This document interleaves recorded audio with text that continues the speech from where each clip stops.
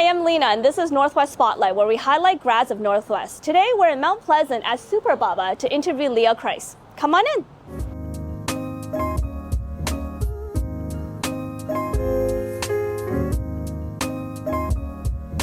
Today we have Leah from Superbaba, one of our Northwest grads, and we're just going to have a little chat with her.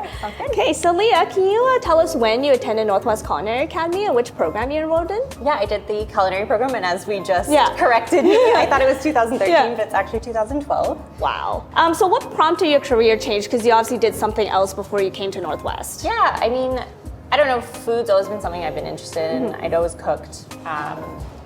Both of my grandmas were amazing cooks. One was a little messy. I'd call her and she'd be like, I have a pie in the oven. Oh no, I've just dropped the pie, I have to go. But no, every time we'd go over to her house, we'd always do lots of cooking and I would always help her out. So I think it was always part of something I was interested in. Anytime I'd travel, the goal was to eat as many things as I could from whatever area I was in. And then even before school, anytime I'd worked was mostly in front of house positions, but I always had an eye on what the kitchen was doing. I think a few of my chefs even got a little mad at me because I was asking so many questions. They're like, just come and work in the back then.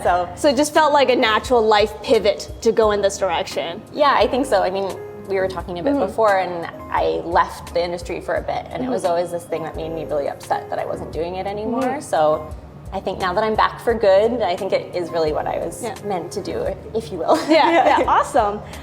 So while you were in school, which instructor inspired you the most and why? Chef Tony is such, both a leader and such a great teacher. I think he like really nails the like tough but fair thing, and I think that's something that I try and emulate too. That's kind of the sweet spot.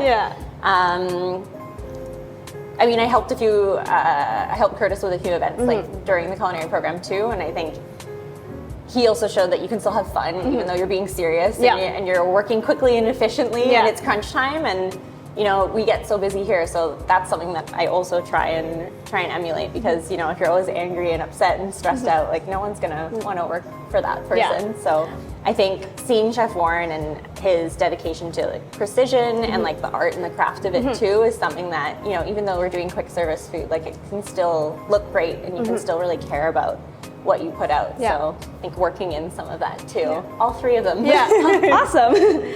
So how did your culinary education prepare you for your role here at Superbaba? You guys certainly didn't sugarcoat it. Like, like I still remember some of the exams and they were quite stressful, but like it's good because, you know, you'll have a grad come and their school was quite easy and then it gets stressful and they don't know how to cope with it. So yeah, getting really, really stressed out in an exam when at the end of the day you're safe is still a really good way to train people coming into a high stress environment where they're gonna have to just give it their all regardless of how busy it gets or how stressed they get. So for someone who's never been to Superbaba before, what is the must order dish? Chicken wrap for sure. Yes, for sure. Yeah, the chicken is the most popular. We make our own bread. So I think if you had a chicken wrap or a chicken shawarma somewhere else, I was like chicken wrap for sure. But if you don't eat meat, I'd say falafel. Okay. Okay, awesome. Falafel is very, very good, I must say. I will take one of each to go then. We can do that. Do you have any advice for anyone who's like maybe thinking about a career change or thinking of getting into like the restaurant industry?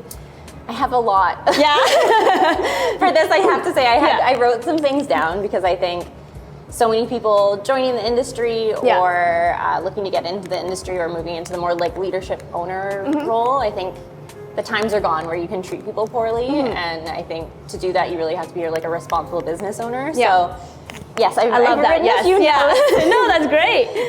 But no, for a business perspective, like I think it's super important to learn from somebody else. So I'd say do whatever you can, get as much experience as you can in a leadership level from another place. Even if it's not your dream job, I think even if you learn what not to do, that's still valuable. And then like in terms of like finding a space, choose the right space and definitely do your due diligence. We'll see so many people, you know, make sure that, or not make sure that they have the electrical requirements they need. So get yourself a contractor that you trust, or just like a restaurant friend that you trust and have them view the site with you and ask the right questions. And then 100% do not neglect any of the numbers or your food costing. It's so important. From a personal perspective, I think you just really need to be prepared to work really long hours and wear all of the belts, you know, be the mechanic, be the prep cook, be the customer service person, be the tech support. And then aim to be a leader worth looking up to. And if you're not that person or you don't know how to be that person, you have to learn because you just lead by example. Yeah, truly.